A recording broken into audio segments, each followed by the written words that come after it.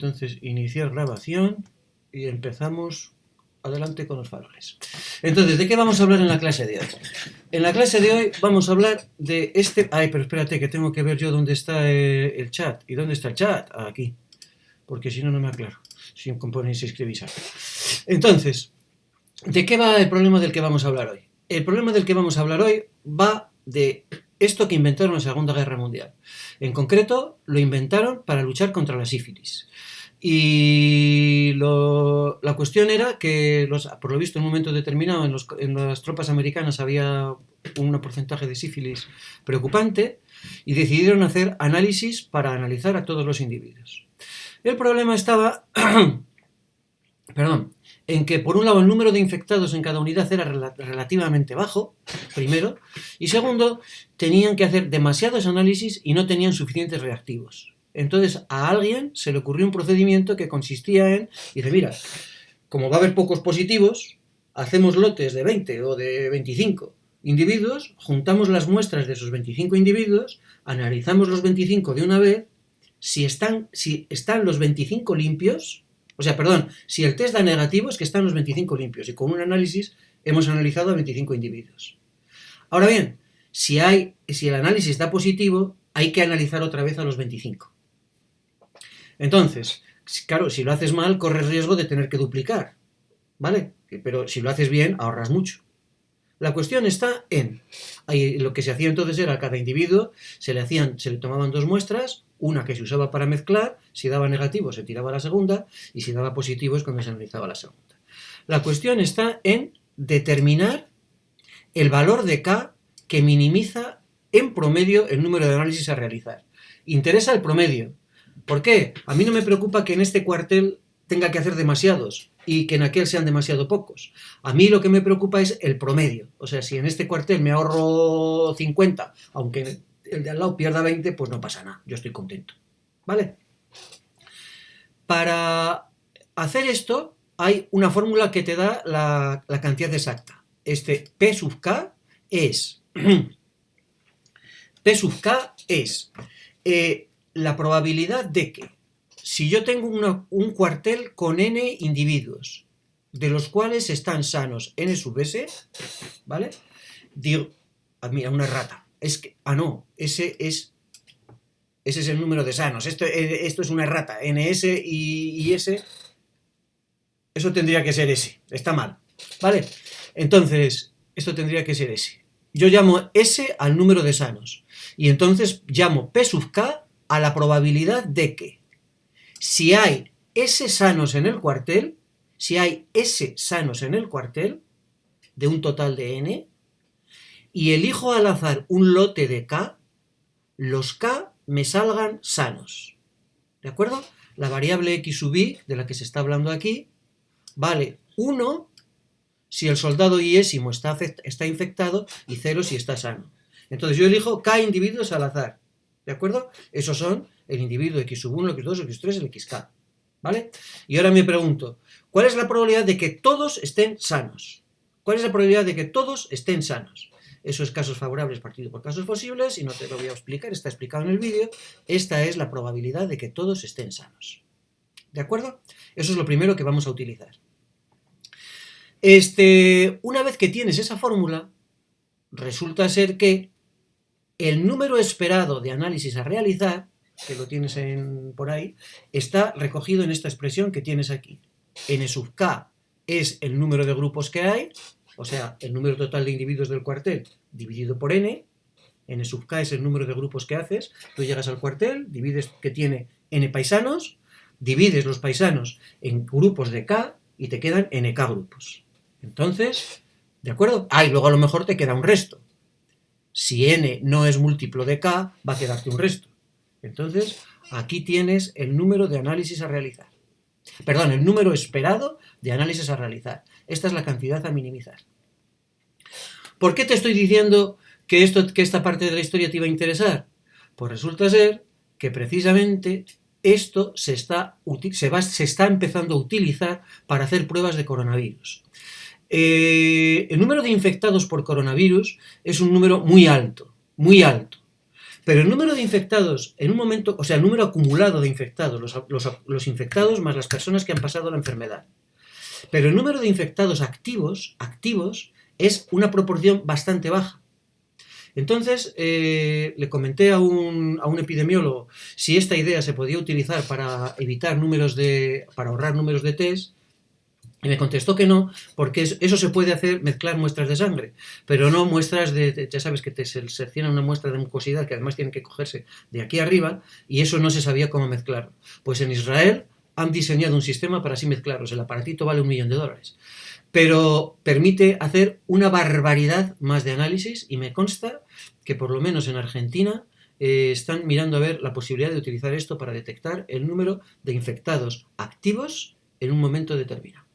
Muy bien, entonces ahora ya vamos al programa, y lo primero que vamos a hacer va a ser programar esta fórmula. Esta fórmula es bien sencilla. Aquí la tienes. Entonces, ya no me acuerdo, bueno, sí, te lo expliqué ayer, pero como que tiene un tío en Alcalá. Digo, esto es una función que te calcula,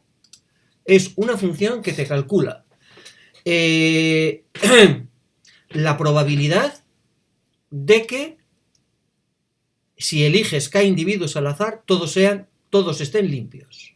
¿Y cómo es? Empiezas cogiendo el número de infectados. ¿De qué depende esa función? Del número de infectados, ¿de acuerdo? Dividido por el número de individuos. Y como es casos favorables partido por casos posibles, el primer término es número de infectados dividido por número de individuos, número de infectados menos 1 dividido por número de individuos menos 1, número de infectados menos 2 por número de individuos menos 2. Y eso es lo que yo tengo que hacer. ¿Cómo lo hago? Digo, pues mira, lo hago de la manera siguiente. Empiezo cogiendo la probabilidad igual a 1. O sea, si tengo 0 individuos, la probabilidad de que todos estén sanos es 1, porque la probabilidad de que haya por lo menos 1 es 0. Se acabó. ¿Vale? Y a continuación, arranco con un for. Los for, la condición se mete dentro del paréntesis. Y lo que tiene que ocurrir dentro del corchete. ¿Qué es lo que hago? Cojo i igual a 0 y multiplico la probabilidad que tenía, que es un 1, por el número de sanos menos un 1, menos 1, como esto es 0, por el número de sanos, dividido por el número de individuos que hay en el cuartel. Porque al principio i es 0. El siguiente término es resto 1 en el numerador y 1 en el denominador y multiplico. Otro más en el numerador, otro más en el denominador y multiplico. Y así sucesivamente, y eso lo voy haciendo ahí con el for. Pudiera ocurrir, claro, cuando llego al 0 no pasa nada, me quedo en el 0 y se acabó. Pero si por casualidad k valiera más que n, ahí va. Si por casualidad k valiera más que n, a lo mejor me queda un 0 en el denominador. Y para evitar ese lío, en cuanto llego a que la probabilidad vale 0, digo, mira, ya no sigas más, chaval, ya no sigas. Menos de 0 no va a valer, ¿de acuerdo? Así que, entonces le digo break. Si los if van como los for. If, la condición dentro de un paréntesis. Fíjate que hay dos iguales. Eso sirve para distinguir el que es igual de verdad del menor o igual o del mayor o igual. Y le digo break. Break es que se sale del for. Y a continuación, para terminar, mi función me dice cuánto vale prof. Y ya está. No es muy difícil, ¿no? Lo has pillado. Vale. Si alguien quiere que repita algo, ahí está el chat que le tengo un ojo puesto. Siguiente que tengo que hacer. Lo siguiente que tengo que hacer es programar esa función que tengo ahí, esa expresión que tengo ahí. Espérate a ver que le voy a poner este chiquito para que se vean las dos cosas. Lo siguiente que tengo que hacer es programar esta función que tengo aquí. ¿Esa función de quién depende? Esa función depende de k. Dice, no, depende de k, efectivamente, depende de p sub k, pero bueno, eso lo puedo calcular una vez que tengo k. Depende de quién sea n sub k, el número de grupos, esos los tengo aquí calculados, mírales. Pero también depende de n. ¿Por qué no pongo n aquí? O sea, una vez que tengo n y k, puedo calcular todo lo demás. ¿Por qué no pongo n como valor de la variable? Digo, pues porque no me apetece. Porque lo tengo en el ambiente. Una manera más elegante de hacer esto es escribir aquí n igual a n. Y entonces ya te coge como defecto el n mayúscula que esté donde esté definido. ¿Vale? pero yo no sé por qué, probablemente sea una chapuza, pero no sé por qué a mí me gusta dejarlo así y que coja el n del ambiente y yo no me meto, y no me meto en líos. Esto es correcto, no te quepa ninguna duda. Muy bien, ahora venimos aquí y yo tengo dos sumandos, el de la izquierda y el de la derecha. Entonces, el primero le voy a llamar t sub 1 y el segundo le voy a llamar t sub 2.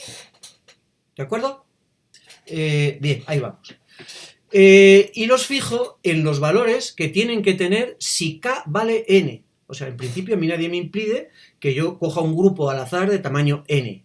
¿De acuerdo? Si hago un grupo de tamaño n, entonces mira, esto está mal. Esto tiene que ser n más 1. Entonces tengo que hacer n más 1 análisis. No, tengo que hacer n análisis. Tengo que hacer un análisis. Esto es una tontería. ¿De acuerdo? Bueno, da igual. Estoy dando por supuesto que voy a tener por lo menos un atuzado, un infectado en la muestra, en todo el cuartel, y por lo tanto voy a tener que hacer uno y los otros n de después. Y el grupo t sub 2, o sea, n sí que es múltiplo de n, y por lo tanto el segundo sumando no interviene y t sub 2 es 0. Vale, si k es mayor que 1, ¿qué es lo que tengo que hacer? Tengo que calcular, si k es mayor que 1, tengo que calcular el valor, ahí va, voy a ponértelo aquí arriba. Si k es mayor que 1, tengo que calcular el valor de esa expresión. Si k es mayor que 1, tengo que calcular el valor de esa expresión. En esa expresión, ¿qué interviene? P sub k. Pues empiezo por calcular cuánto vale P sub k. Segundo, ¿cuánto vale n sub k? N sub k es el número de grupos que tengo con k individuos. Entonces divido n entre k y cojo la parte entera.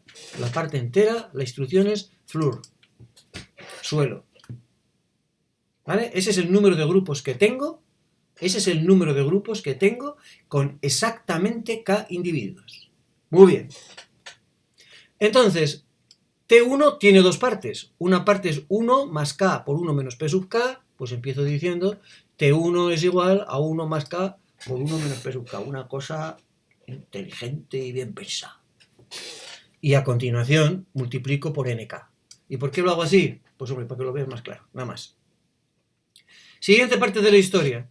¿Qué tiene que ocurrir para que yo tenga que sumar el segundo sumando? Para que yo tenga que sumar el segundo sumando, tiene que ocurrir esta condición. Que n no sea múltiplo de k por n. ¿Eso cómo lo hago? Con un if. If, paréntesis, la condición. Estas cosas es mejor... ¿Has visto que esto te lo he puesto aquí entre paréntesis? ¿De acuerdo?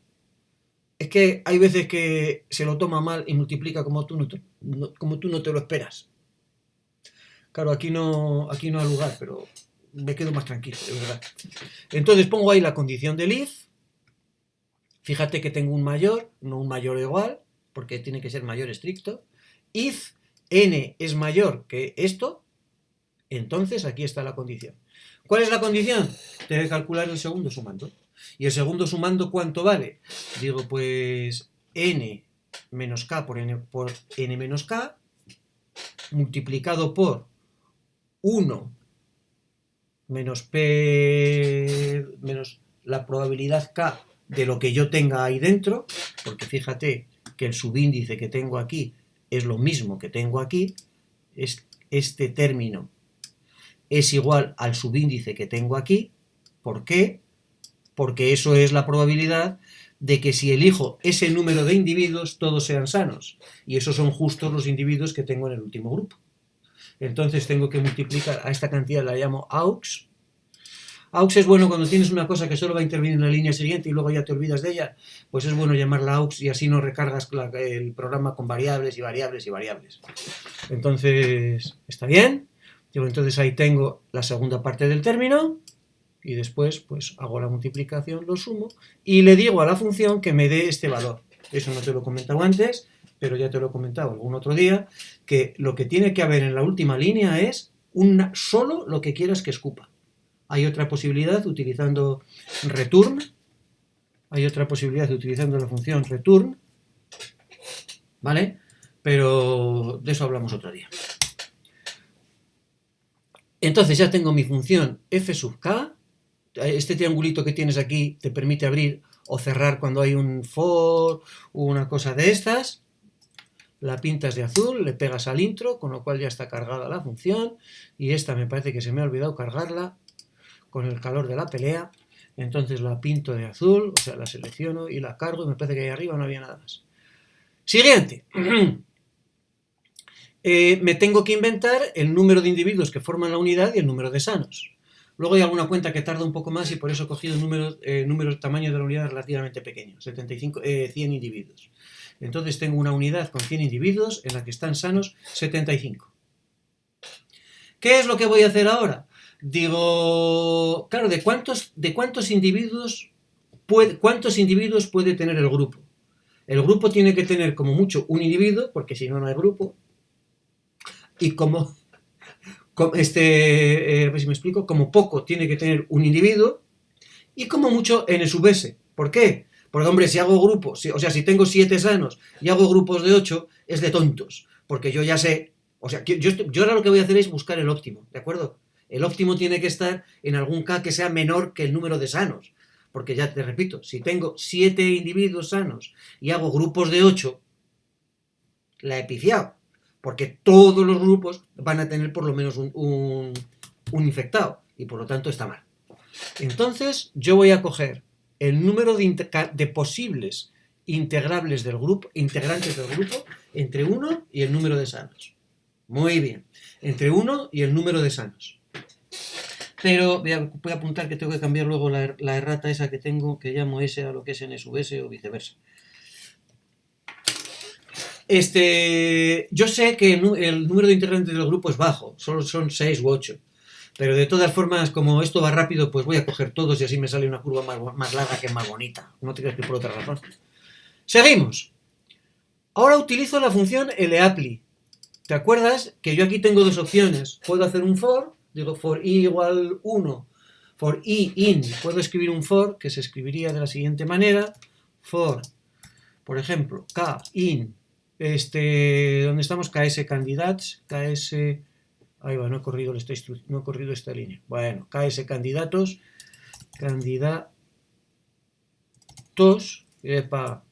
candidatos, y ahora pongo aquí mis llaves y aquí escribo pues las cuentas que procedan. For K in KS candidatos. Esto es una cosa que a mí me gusta de R, te permite escribirlo así. Y entonces hago un for, pero ya te conté el otro día que los fors son menos eficientes que hacer con una función con todo lo que hay. Hacer una función con todo lo que hay dentro del for, así.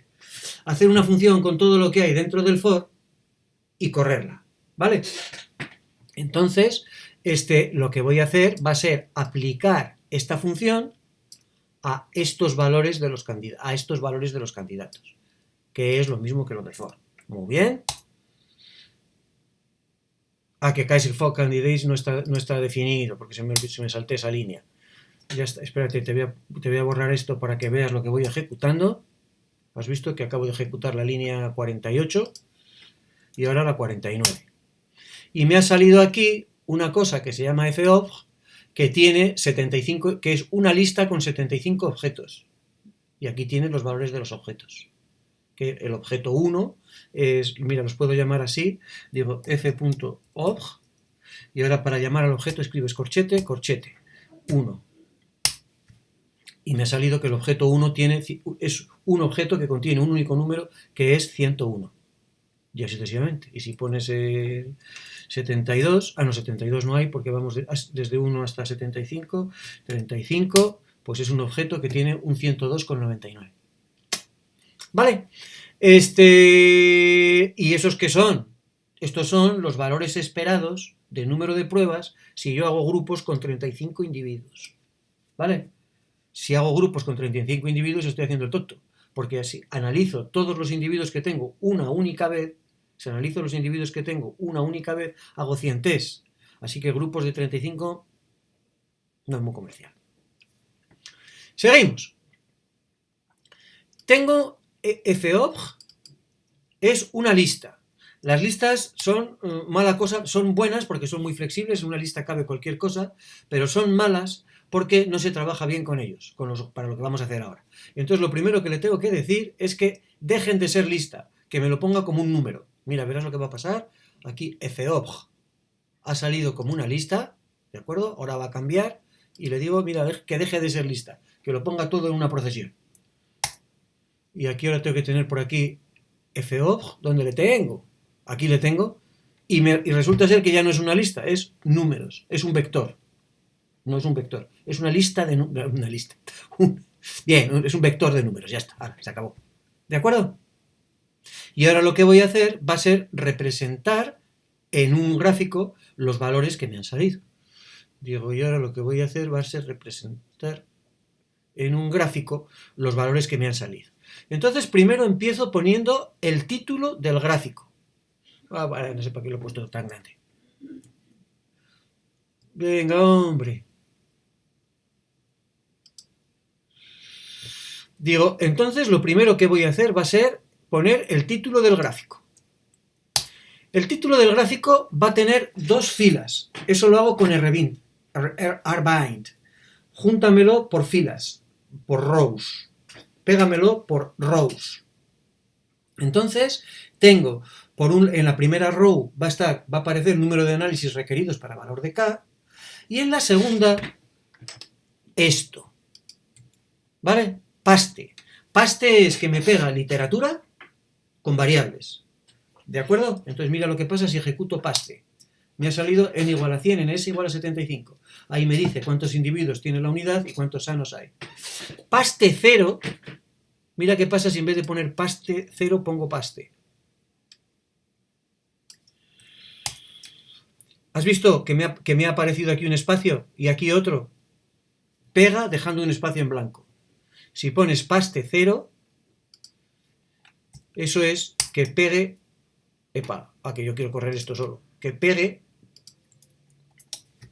sin dejar espacio en blanco. Pero una cosa que no he probado es qué pasa si pones, no he probado nunca, qué pasa si pones paste 2.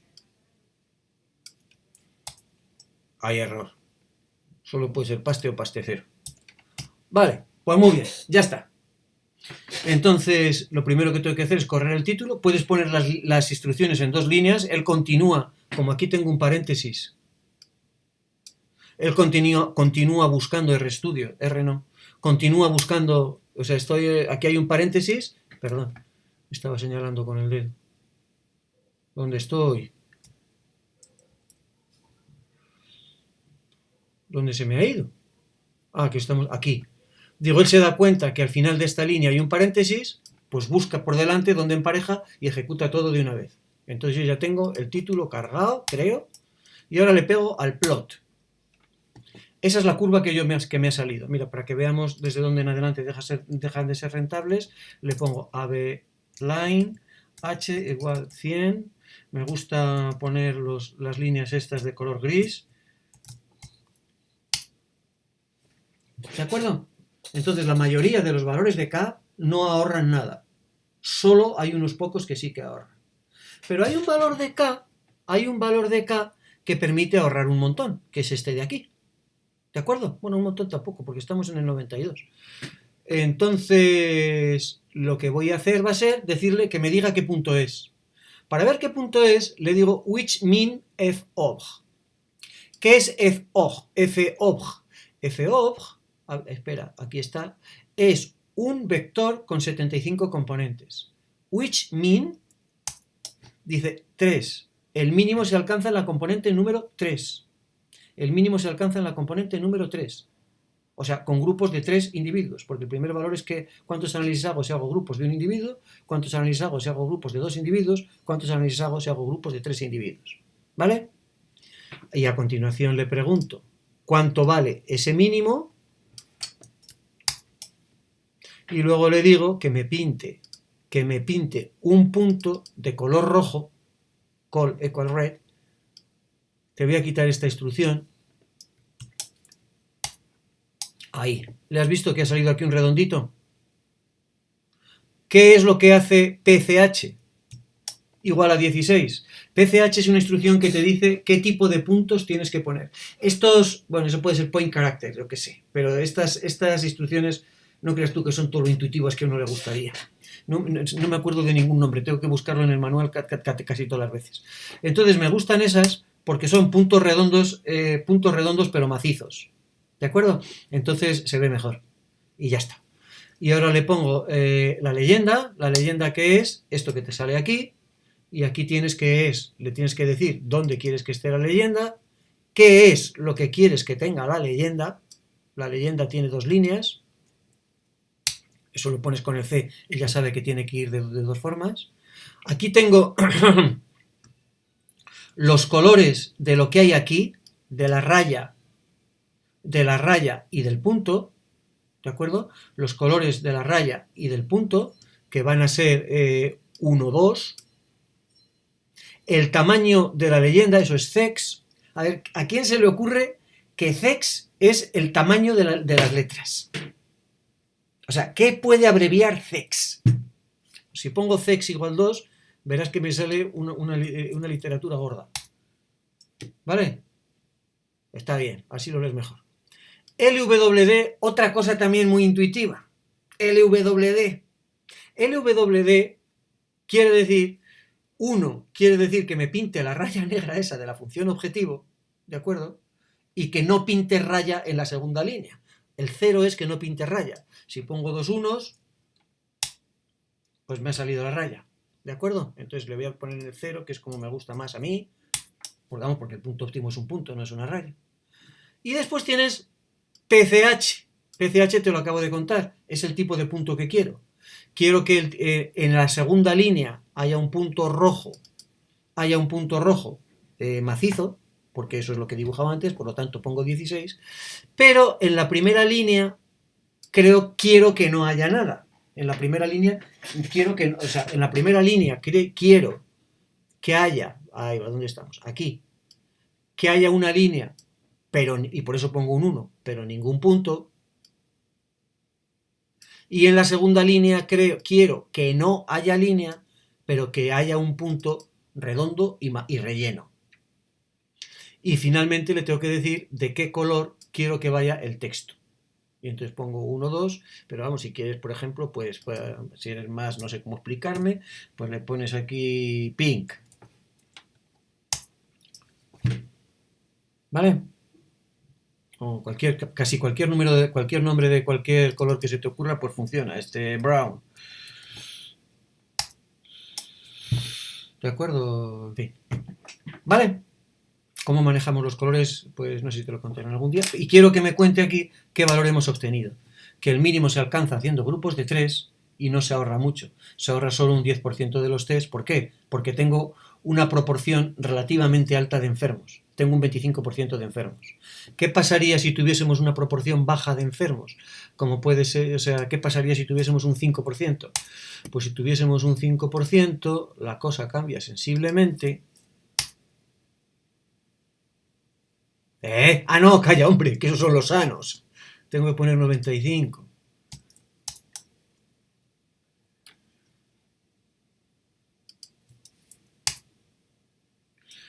Entonces, el tamaño óptimo de los grupos son de 5 y hago 43 test. O sea, me ahorro más de la mitad. ¿De acuerdo? Pues ya está. Siguiente, me parece que de la librería Parallel ya te he hablado varias veces. Y ahora vamos a hacerlo esto mismo por simulaciones, que a fin de cuentas es de lo que estamos aquí, para hacer simulaciones. Digo, entonces voy a hacer 1000, espérate, que esto lleva un rato, una cuenta que luego tengo, así que voy a poner que haga solo 100. Voy a hacer 100 simulaciones nada más, 100 son pocas. Voy a suponer que tenemos 99 sanos, o sea, es una enfermedad que tiene una incidencia del 1%. Eso en España no cuela. Pero no creas tú que está tan lejos, un 1% serían 500.000 casos y vamos por 200.000 confirmados. Así que pudiera ocurrir que el número de infectados en España, vamos a poner un número más realista, hombre, porque una vez he estado haciendo unas cuentas y me salía que el número de infectados podría estar en torno al 3%. Yo creo que igual ya está un poco más, pero vamos a dejarlo ahí, 97. O sea, tenemos un 3% de infectados por coronavirus. Fíjate que a su vez esos son los acumulados, pero de los acumulados se ha curado una parte muy importante de ellos. Así que a lo mejor lo que son activos, en realidad sí que andamos por un 1%. ¿Lo pillas? Te explico, te repito, perdón. Ahora tenemos un número de infectados que son acumulados, que son algo más de 200.000, en números redondos 200.000. La población española es un poco menos de 50 millones, te quita unos pocos infectados, te voy a añadir unos pocos españoles, bueno, pues va todo en la misma línea, entonces, vamos mal, pero para que me salgan números redondos, 50 millones de españoles. Eso quiere decir que el número acumulado de infectados declarados es un 4%, el acumulado, pero muchos ya se han curado. Entonces, a lo mejor, si los acumulados reflejasen los de verdad, estaríamos en un número de infectados, pues eso, del orden del 1%. Si el número de infectados es doble o triple de los que tenemos, pues estaríamos en un número de infectados actuales, o sea, para detectar infectados actuales, eso es lo que influye en el contagio, estaríamos en un 3% a lo mejor. Perdón, ya sería mucho, un 3%. Vamos a ver qué pasa, cuántos test nos ahorraríamos. ¿Vale? Muy bien. Si compramos la máquina israelita del $1.000.000, de dólares. Siguiente. ¿Cuántos análisis vamos a realizar? Entonces, yo tengo KS candidatos, mis candidatos estaban en KS, que iban desde el 1 hasta el número de sanos. ¿De acuerdo? Entonces, aquí le pregunto cuánto tengo. Y son 95, porque mi número de sanos ha aumentado. Me he puesto 97. Ahí tendría que cambiar yo. Claro, si cambio el número de sanos. Y bueno, vale, está bien. Voy a hacer grupos que van desde 1 hasta 95 individuos. Tengo 97 sanos, voy bien. ¿Vale? Entonces, el número de análisis que voy a analizar voy a decirle que me escriba una N, o sea, el número de individuos que tengo, 100, 100, 100, 100, 100, 100, 100, 100, así a capón. En tantos individuos como posibles candidatos voy a tratar. O sea, yo voy a ver cuántos análisis hago si hago grupos con un candidato, hago grupos de un individuo, si hago grupos de 2 individuos, si hago grupos de 3 individuos, si hago grupos de 4 individuos, si hago grupos de 95 individuos. ¿Estamos? Y bueno, pues ponme de momento, los números de análisis van a ser 100, 100, 100, 100, 100, 100, 100. Siguiente. Ahora tengo que simular mi unidad. Mi unidad va a tener 100 individuos. Entonces digo, mira, el vector V, vamos, mi unidad. En realidad no me interesa mi unidad. Me interesa... Uy, Dios, a ver si terminamos este problema en la clase de hoy. Digo, el vector V contiene el estado de salud de los combatientes. 1 es que está infectado. 0 es que está sano. Entonces le empiezo diciendo, ponme todos infectados, de momento. Y ahora, mira, me vas a poner como sanos a los n sub s primeros. Entonces, V tiene que ser un vector que tiene 97 ceros y 3 unos al final. Esta es la simulación. ¿Cómo hago la simulación? Primero, ordeno al azar los elementos de V. Aquí tienes donde han aparecido los 3 unos que tengo que tener. En la posición 40 y algo, en la posición 20 y muchos, y en la posición 90, 91 por ahí. ¿De acuerdo? O sea, se han barajado. ¿Con eso qué consigo? Pues tengo dos posibilidades para hacer mi muestreo. Pongo los soldados en fila tal y como están, y ahora hago el sorteo al azar, elijo un grupo de... Pone que grupos que K sea 3, elijo 3 al azar, los aparto, elijo 3 al azar de los que quedan, los aparto, elijo 3 al azar de los que quedan, los aparto, o digo, mira, de una vez, los ordeno al azar, como cojo la baraja, ¿no? Barajo la baraja bien barajada, y ahora cojo los 3 primeros, los 3 siguientes, los 3 siguientes, los 3 siguientes. Quiero decir, si tú vas a jugar a las cartas, al tute, a lo que te parezca, al tute, al mus, coges la baraja es bien barajada, y si está bien barajada, da igual que te den las 4 primeras cartas a ti, las 4 primeras al siguiente, las 4 siguientes al siguiente, las 4 siguientes al otro, que te den 1, 2, 3, 4, 1, 2, 3, 4, 1, 2, 3, 4, si está bien barajado. Si no está bien barajado, mejor que sea así. No vaya a ser que estén todos los reyes juntos y tengamos un disgusto luego. ¿No? Los reyes y los reyes. Y estamos jugando al mus, me parece, o al tute, no me acuerdo. Vale, entonces... ¿Cuántas pruebas adicionales tengo que hacer? ¿Qué es lo que tengo que hacer para calcularlas? Pues una vez que yo he hecho los grupos de K individuos, las pruebas que tengo que hacer son N sobre K, más 1. N sub K, el número de grupos que tengo, más 1. Y ahora, tengo que hacer alguna prueba más. O sea, te repito, yo tengo, te voy a poner esta más grande. Yo tengo n individuos en mi unidad. Los reparto en grupos de k. Con eso tengo n sub k grupos, que es la parte entera de n dividido por k, ¿vale? Y posiblemente tenga también más 1 con el resto. Estos son, tengo n sub k grupos, y más 1, y más 1. Estos son el número de análisis que tengo que hacer sin falta, porque tengo que hacer un análisis por grupo, como mínimo tengo que hacer esos. ¿De acuerdo? Entonces tengo n sub k. N sub k era esto. Me he equivocado. Entonces el número de grupos es n sub k, posiblemente más 1, porque ya es casualidad, tengo que tener mucha suerte para que no tenga un resto. ¿De acuerdo? Muchas cosas. Tengo que elegir un divisor de n. ¿Vale? Entonces tengo n sub k grupos con k individuos, y en total tengo n sub k probablemente más 1 grupos, y eso es el mínimo número de análisis que tengo que hacer. Ese es el mínimo número de análisis que tengo que hacer. Muy bien. Y ahora, pero claro, espérate, voy a darle otra vez. Pero claro, si en un grupo hay un individuo que da positivo, si un grupo da positivo, o sea, por lo menos tengo un infectado ahí, tengo que añadir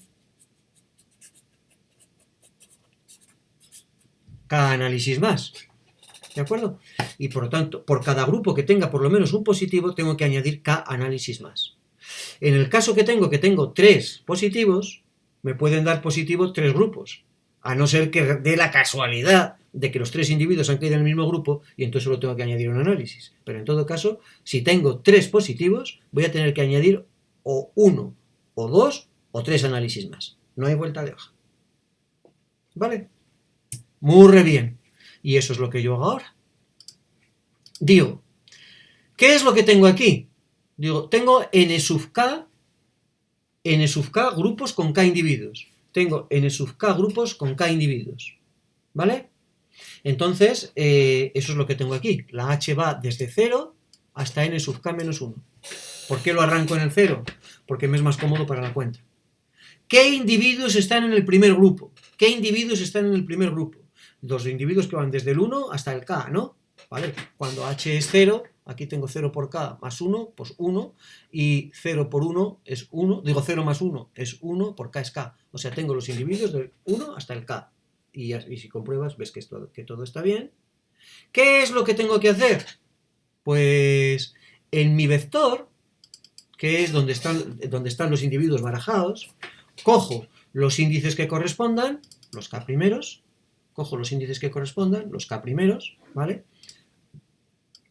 Miro el máximo, mis individuos son solo ceros o unos. Si tengo algún atufado, tengo algún 1, entonces el máximo va a ser 1.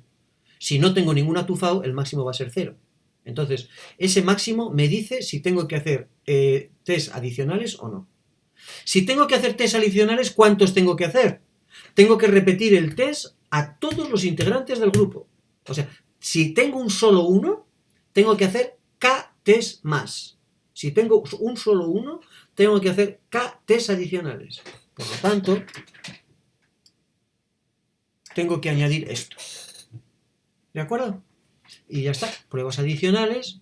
Empezaba teniendo 0 pruebas adicionales y ahora las pruebas adicionales son pruebas adicionales más k cada vez que yo pillo un grupo con k. Y lo mismo con el resto. Y ahora si k no es múltiplo de n sub k, tengo un grupo con los restos y tengo que hacer la misma cuenta, y la única diferencia es que en vez de añadir k análisis, tengo que añadir los que forman el grupo, que son estos. Y esta función me dice, la función simulación, me dice cuántas pruebas adicionales tengo que hacer. Y ya está. ¿De acuerdo? ¿Qué es lo que hago a continuación? Digo, pues ahora, para cada posible valor de k, que es cualquiera, menos el primero. ¿Por qué he quitado el primero? Porque con grupos de uno hago n análisis y se acaba el problema, ¿no? No voy a ser tan tonto. Si voy a hacer grupos de uno, es equivalente a analizar todos. Y ya está. Entonces, Entonces no sé por qué he puesto yo antes ahí un más uno, porque es verdad, es de tontos. Digo, si tengo grupos con un individuo, no aquí, si tengo grupos con un individuo hago en análisis. No voy a ser tan tonto de cogerles los dos y yo que sé qué es. Para hacer eso hay que ser matemático. Soy matemático, ¿eh? ¿Dónde iba yo a parar? Que se me ha ido la olla. Aquí estamos. Pero para todos los individuos, excepto el primero, pues cuando cojo K, o sea, que pues, K es el número de integrantes del grupo, que puede ser 1, 2, 3, 4, 5, ¿eh? K es 7. ¿Cuántos grupos de 7 individuos tengo? Pues la parte entera de n dividido entre K. ¿Cuál es el número mínimo de análisis a analizar? El número mínimo es el número de grupos que tengo. ¿Vale? Y ahora es el número de grupos que tengo. ¿Cuántos tengo? Como mínimo n sub k, más el resto. Entonces, esto es lo que le tiene a uno abrasado, que todas las veces tiene que decir, y si no el múltiplo, que no lo va a ser nunca. Vamos, casi nunca, ¿no? Porque 100 no tiene tantos divisores. Si se pongo un primo y había acabado antes, ya está. Qué tontería, hombre. ¿Cómo va a poner un primo? O sea, le haces esto y ya está. Tengo que añadir uno para los restos, cuando haya restos. A continuación, para ese k que yo tengo, porque está fijado aquí, ¿de acuerdo? Computo la función simulación las b veces que yo tenga. Esos son, es decir, hago una simulación y me sale que tengo que hacer 72 análisis. La hago otra vez y me salen que tengo que hacer, pues por al azar, 75. La hago otra vez y me sale que tengo que hacer 37. La hago otra vez, me interesa la media. Y a continuación, primero lo unlisto, porque si no lo unlist no te funciona, ya te lo digo yo. Y después digo, pues mira, los análisis que tengo que hacer con K son los que había hecho, más el valor medio de las salidas. Entonces ejecuto esto. ¿Has visto que ha tardado un poquitín? Si hubiese puesto 1000 había tardado 10 veces más y ya está. Y ya está. Y ahora lo que voy a hacer va a ser, para que veas que las simulaciones van bien, te voy a dibujar superpuestas la función objetivo y los resultados que dan las simulaciones. A ver qué tal funcionan las simulaciones. La función objetivo sé cómo calcularla porque está calculada en la primera parte del programa que llevamos haciendo, ¿no? Entonces vienes para acá. Ahí tengo aplicada, ahí tengo la función como Dios manda, la teórica. Ahora voy a hacer un gráfico, así que pongo el título primero y le digo que me paste, ahora vemos lo que es el título y ya está, paste 0, ya te lo he contado antes, y el plot. ¿Esto qué es? Digo, lo que me salió en el título es número de análisis requeridos para cada valor de K. Estoy cogiendo n igual a 100, tengo un cuartel de 100 individuos con 95 sanos. Y estos son los valores de las simulaciones, con 100 repeticiones. O sea, me ha salido ahí toda la información. Claro, tengo unos zigzags grandes. Primero, porque 100 no son muchas repeticiones.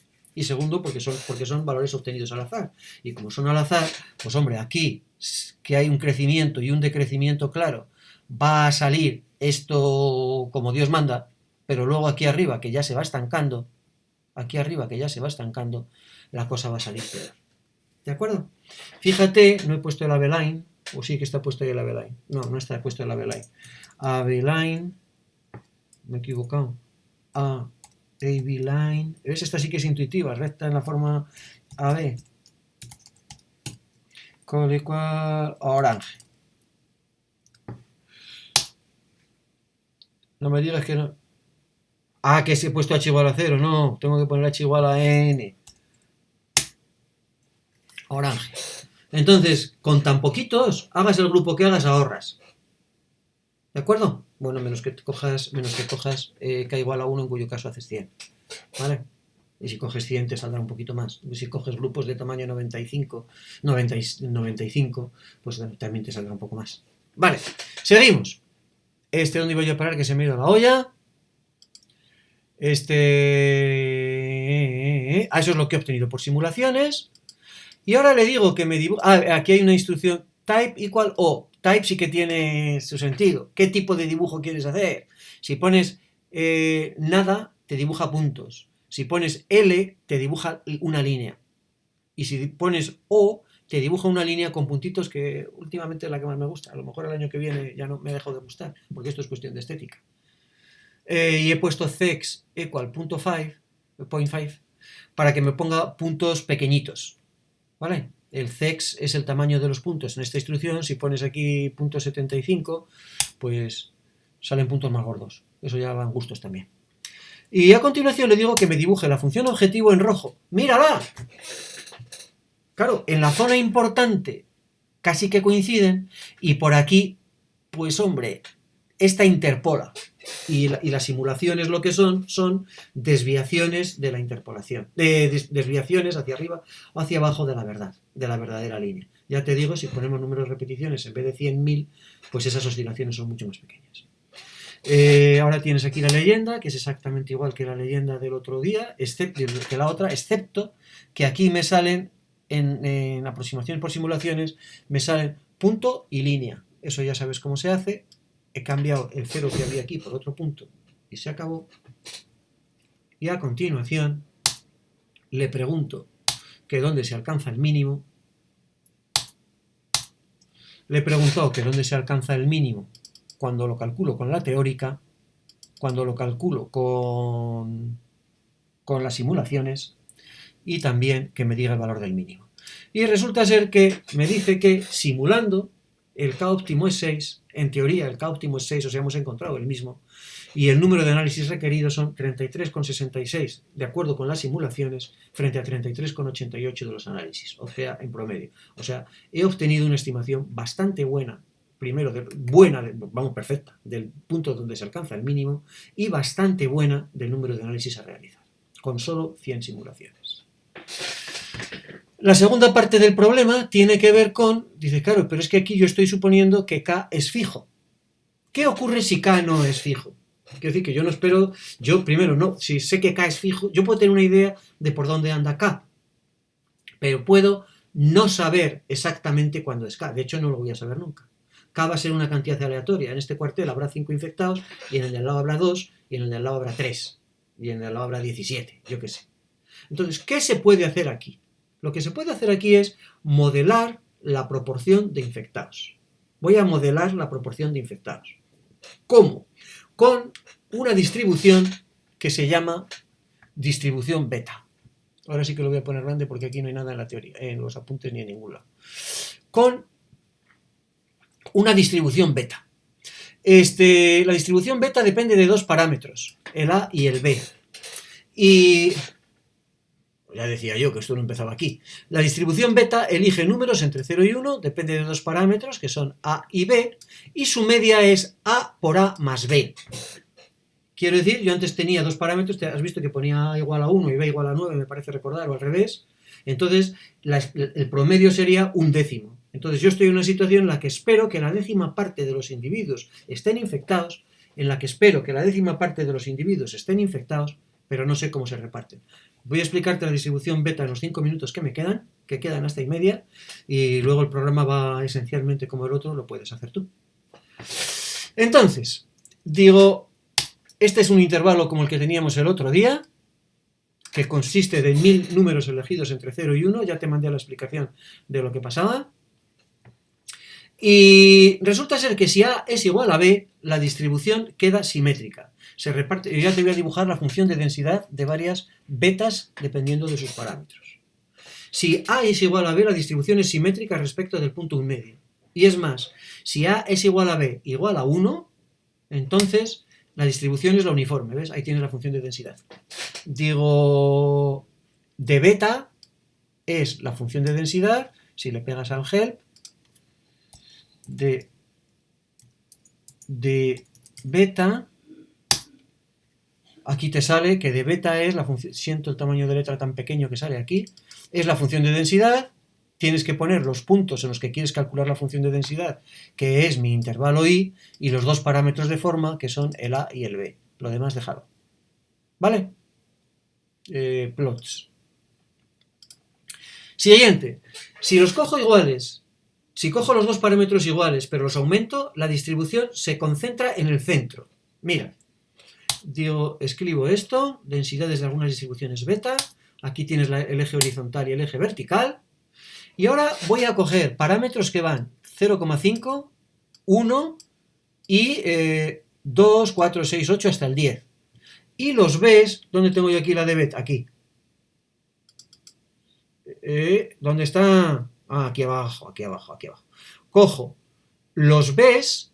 No, vamos a ir por partes, hombre. Ah, bueno, si es que me he pasado. Aquí los tengo. Los As y los Bs van a ser iguales. Entonces, porque tengo los dos parámetros el mismo. Digo, cojo los A's en esta zona, cojo A en las A's, y aquí tengo los dos parámetros iguales, y por lo tanto me quedan los dos iguales.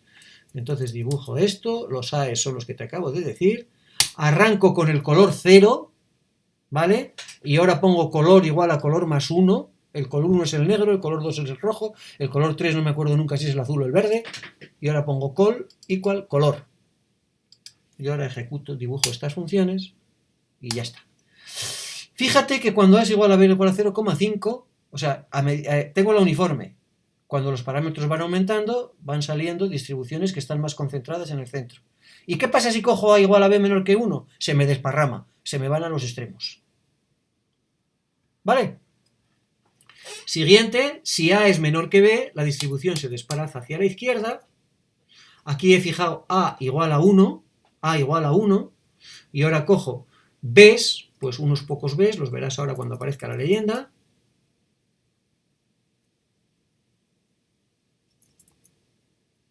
¿Qué ha pasado? ¿Se me ha ido la mano?